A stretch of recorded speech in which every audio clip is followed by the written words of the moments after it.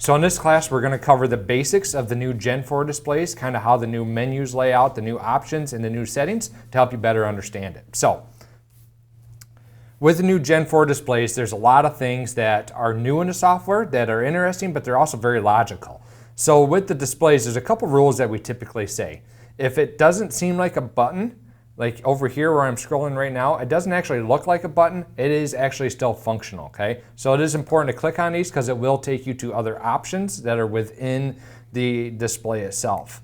The other thing that we tell people is that if it seems logical, like it's what you should do, that's probably how the software is written as well, okay? So one of the things that we first started out with is when people would scroll to the next page, right? Well, we've got our buttons in the corners, right, to help us scroll from page to page.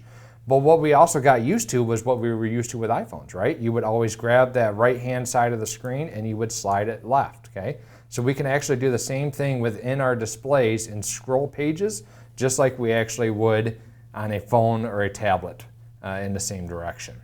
So again, if it's logical, do it. Also, whether it looks like a button or not, I want you to go ahead and click on it because more than likely it is functional and it does take you to somewhere else. So just kind of the basics of the Gen 4, those two rules. The other thing we want to talk about, or where we want to go next, is actually into the work setup button, okay? So the work setup page is very similar to the GS2s and the GS3s in that where we had the resource page, the documentation page, and the equipment page all as separate icons. It's now all brought into one in one spot and one easy location to work through. So your resources page would be what? It would be your client, farm, field, that sort of thing, right? Well, up here in locations, okay, we actually don't have what looks like a button, okay, but we're going to click on it anyway. And when we do, that brings up our client, farm, and field structure, okay? So again, kind of all put in one spot. So we'll click OK to pop out of here. Our equipment button, right, what used to be a separate icon is now listed right here in Work Setup. So we'll click on our combine. Again, doesn't look like an icon, but I want you to click on it anyway. If we click on the combine here, okay, and here is all our GPS offsets, along with all of our header measurements to the combine. So without having to go to a separate page, we actually can work through it right in the same spot. So we'll click Save to hop out of here and click OK to cancel, okay? Lastly, we said there was that documentation tab, right? So documentation gets worked in right over on this side. So we are harvesting. Our crop is wheat, and we'll stick a variety in right here. So we'll do a single variety, and let's just call it Add New, and we'll call it Variety 123, right? We'll click OK, and we'll click OK here. And now, without having to go to three separate spots, we have all of our work setup completed, and we are ready to go to town. So much simpler than what the old way used to be, okay? All through that work setup button down in the corner.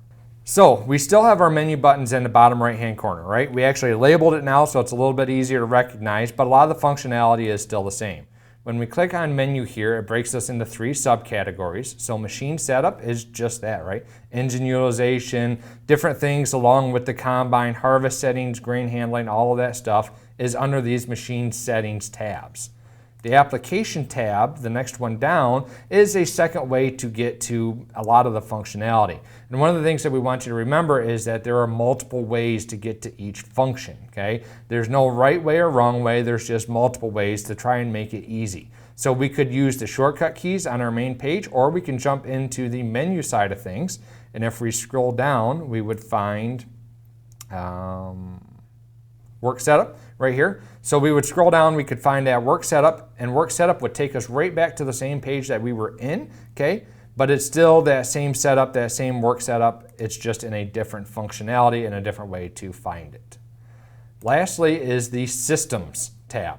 So the Systems tab has some functionality that you'll use significantly, others you won't near as much. What I really want you guys to pull away from the Systems tab is the File Manager. File Manager, when we click on it, is going to be how we get data in and out of the displays, okay? So we will import, export, or pull down from the Operation Center, okay? Export in some of our advanced settings, we're going to talk about in some different classes, how we can do custom exports and custom imports. But again, that is all in the File Manager. Sticking with some commonality, some things that we do see, that are very common in day-to-days is actually just having that X in the corner, right? That to be able to X out of systems and X out of programs, just like we're used to in Microsoft, okay? Trying to bring that functionality in to the display software as well. So the last thing we want to talk about in the basic class is really talking about the guidance systems and how to set up a guidance line. Okay?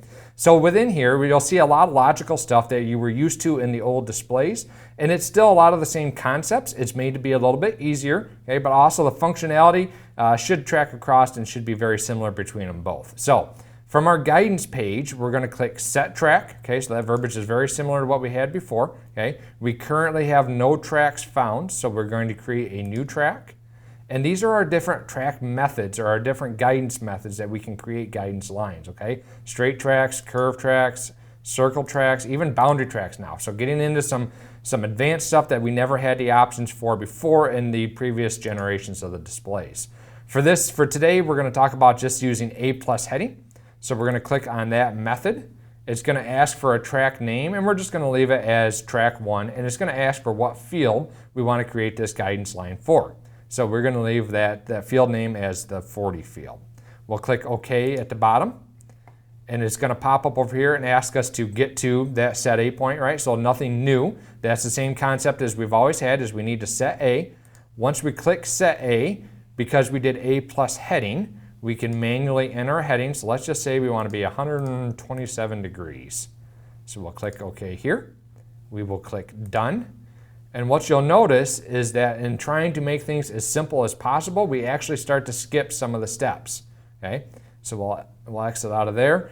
Over here, your auto track has been enabled, your guidance line is set, and you are ready to go at this point. To get back to our main page, we simply just click on the X, and now we are back to any of our main pages, okay? So we can scroll through some of these and get to one that's got a good guidance page right here.